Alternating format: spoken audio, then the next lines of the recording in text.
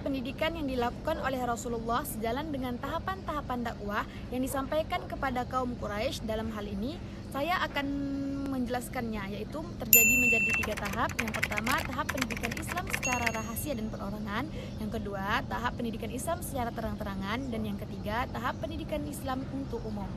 Izinkan ku lukis senja, mengukir namamu di sana.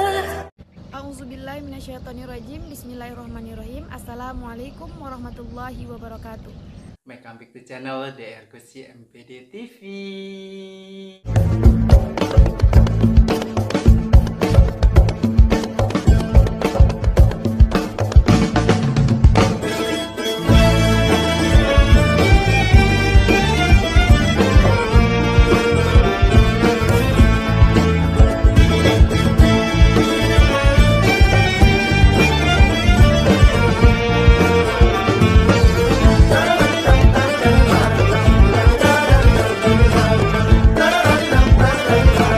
Mahasiswa-mahasiswi, sobat-sobat di channel yang dimuliakan oleh Allah Subhanahu wa Ta'ala. Karena masih di bulan Syawal, maka saya mengucapkan minal aizin wal faizin, mohon maaf lahir dan batin pada seluruh mahasiswa-mahasiswi, sobat-sobati yang aktif mengikuti di channel ini. Bagaimana yang sudah mudik, sudah merayakan Idul Fitri? Semoga kita bertambah iman dan Islam kita kepada Allah Subhanahu wa Ta'ala dan bertambah kebajikan kita kepada sesama manusia. Good job.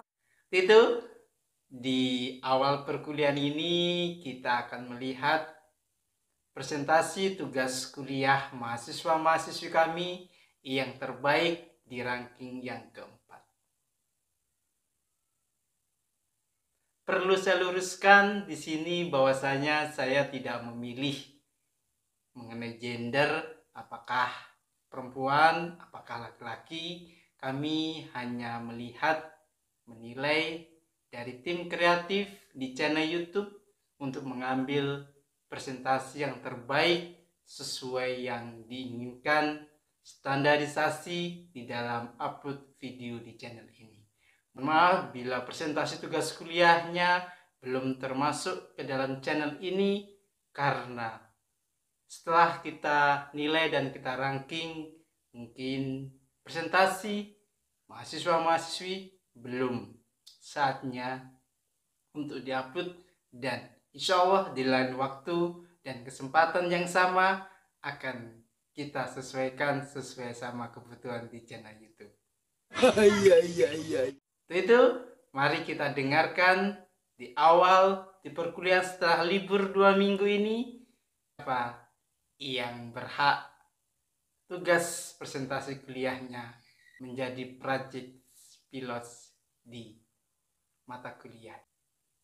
Perkenalkan, nama saya Singmi Aina Husna, mahasiswa dari STESUSHA Siak Sri Indrapura, NIRM 121422199390, untuk memenuhi mata kuliah Sejarah Pendidikan Islam dengan judul Pendidikan Islam Masa Rasulullah yang diampu oleh Bapak Dr. Iwan Agus Supriyono MPD.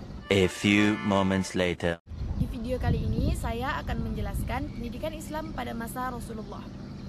Proses pendidikan Islam sebenarnya telah berlangsung sepanjang sejarah dan berkembang sejalan dengan perkembangan sosial budaya di bumi. Sumber utama pendidikan Islam yaitu dari Allah Subhanahu wa Ta'ala melalui firman-firman-Nya yang terdapat dalam kitab suci umat muslim, yaitu Al-Quran. Sumber yang kedua yaitu sunnah Nabi Muhammad SAW. Proses pewarisan dan perkembangan budaya manusia bermula sejak Nabi Muhammad SAW menyampaikan ajaran Allah kepada umatnya, yang mana dari beliaulah awal mula timbulnya sejarah pendidikan Islam. Oleh sebab itu, beliau menjadi tauladan yang harus diikuti. Kajian tentang pendidikan Islam pada masa Rasulullah SAW sangat penting untuk ditelaah kembali sebagai rujukan dan pijakan dalam melaksanakan pendidikan pada masa kini dan masa yang akan datang, agar norma-norma dan nilai-nilai ajaran agama Islam tetap utuh selamanya. Hal ini dikarenakan figur Rasulullah sebagai pendidik atau guru merupakan acuan dan panduan bagi umat Islam dalam melaksanakan pendidikan. Rasulullah adalah pendidik pertama dan utama. Kemudian saya akan menjelaskan pendidikan Islam masa Rasulullah di Mekah. Sebelum Nabi Muhammad SAW memulai tugasnya sebagai Rasul, Allah Subhanahu Wa Taala telah mendidik dan mempersiapkan beliau untuk melaksanakan tugas tersebut secara sempurna melalui pengalaman, pengenalan dan peran serta dalam kehidupan masyarakat dan lingkup budayanya. Pola pendidikan yang dilakukan oleh Rasulullah sejalan dengan tahapan-tahapan dakwah yang disampaikan kepada kaum Quraisy. Dalam hal ini, saya akan menjelaskannya, yaitu terjadi menjadi 3 tahap. Yang pertama, tahap pendidikan Islam secara rahasia dan perorangan. Yang kedua, tahap pendidikan Islam secara terang-terangan. Dan yang ketiga, tahap pendidikan Islam untuk umum. Pada awalnya, Nabi Muhammad menyampaikan wahyu tadi kepada kerabat dan sahabatnya secara sembunyi-sembunyi. Kemudian, setelah banyak orang yang memeluk Islam, beliau menjadikan rumah Arqam untuk menjadi tempat pengajaran. Di sana pula, beliau beribadah, mengajarkan dasar atau pokok agama Islam, membacakan Al-Quran, dan menerima orang-orang yang hendak masuk Islam. Terkait perkembangan pendidikan Islam di Mekah ada beberapa bahasan, yaitu 1. Tujuan pokok dan arah pembinaan pendidikan di Mekah. Pokok pembinaan pendidikan Islam di Mekah adalah pendidikan Tauhid. Di antara pokok ajaran Tauhid tersebut terdapat dalam Quran Surat Al-Fatihah, yaitu Allah adalah pencipta alam semesta yang sebenar-benarnya dan dialah yang berhak mendapatkan segala pujian. Kemudian yaitu Allah telah memberikan nikmat segala keperluan bagi makhluknya dan khusus bagi manusia diberikan bimbingan dan petunjuk agar mendapat kebahagiaan di dunia dan di akhirat. Kemudian adalah Allah adalah Raja pada hari kemudian yang akan memperhitungkan segala amal perbuatan manusia di dunia. Kemudian hanya Allah lah satu-satunya yang patut disembah dan hanya kepada Allah segala bentuk pengabdian dan ditujukan. Allah adalah penolong yang sebenar-benarnya, maka hanya kepada Allah lah manusia meminta pertolongan. Kemudian yaitu Allah membimbing dan memberikan petunjuk kepada manusia dan mengarungi kehidupan yang penuh tantangan dan godaan. Kemudian yang kedua ada tahapan pembinaan dan perkembangan pendidikan. Sesuai karakteristik perkembangan pendidikan Islam, perkembangan pendidikan Islam di Mekah terbagi menjadi 3 periode, yaitu yang pertama tahapan sembunyi-sembunyi, yang kedua tahap terang-terangan, dan yang ketiga tahap seruan umum. Kemudian yaitu materi dan metode pendidikan. Kurikulum pendidikan yang diajarkan Rasulullah selama di Mekah, Al-Quran yang telah diwahyukan kepada beliau sesuai situasi dan kondisi, kejadian dan peristiwa yang dialami umat Islam pada saat itu. Oleh sebab itu, dalam praktik kurikulum tersebut tidak hanya logis dan rasional, melainkan juga fitrah dan pragmatis.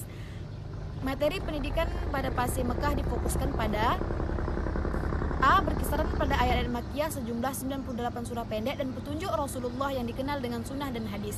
Kemudian yang B. Menitik beratkan pada keimanan, ibadah, dan akhlak. Kemudian yang keempat, lembaga pendidikan dan sistem pembelajaran ada kutab atau maktab. Kutab adalah sebuah lembaga pendidikan dasar yang mengajarkan secara membaca, menulis kepada anak-anak ataupun remaja, kemudian meningkatkan pada pengajaran pemahaman Al-Quran dan pengetahuan dasar. Kemudian ada munadzil ulama. Tipe lembaga pendidikan ini termasuk kategori yang paling tua, kan lebih dahulu sebelum ada halaqah di masjid. Rasulullah dan para sahabat menjadikan rumah sebagai markas gerakan pendidikan yang berfokus pada aktivitas pengajaran akidah dan pesan-pesan Allah dalam Al-Quran untuk disampaikan kepada masyarakat. Kemudian ada masjid dan jami. Masjid dan jami adalah 2 tipe lembaga pendidikan Islam yang sangat dekat dengan aktivitas pengajaran agama Islam. Keduanya pada dasarnya memiliki sifat yang sama, yaitu sebagai tempat ibadah dan pengajaran agama Islam. Kemunculan masjid sebagai lembaga pendidikan dalam Islam telah dimulai sejak zaman Rasulullah dan Khulafaur Rasyidin, sedangkan jami banyak didirikan pada masa dinasti Abbasiyah. Kemudian pendidikan Islam pada masa Rasulullah di Madinah. Hijrah dari Mekah ke Madinah bukan hanya berpindah dan menghindari tekanan dan ancaman kaum Quraisy dan penduduk Mekah yang tidak menghendaki pembaharuan terhadap ajaran nenek moyang mereka, melainkan juga mengandung maksud untuk mengatur potensi dan menyusun kekuatan dalam menghadapi tantangan lebih lanjut, sehingga terbentuk masyarakat baru yang di dalamnya bersinar kembali mutiara tauhid warisan Nabi Ibrahim alaihissalam yang akan disempurnakan oleh Nabi Muhammad melalui wahyu Allah Subhanahu wa Ta'ala. Pada fase Madinah, materi yang diberikan lebih kompleks daripada fase Mekah. Di antara pelaksanaan pendidikan Islam di Madinah adalah pendidikan ukhuwah, persaudaraan antara kaum muslimin, kemudian pendidikan kesejahteraan sosial, pendidikan kesejahteraan keluarga kaum kerabat.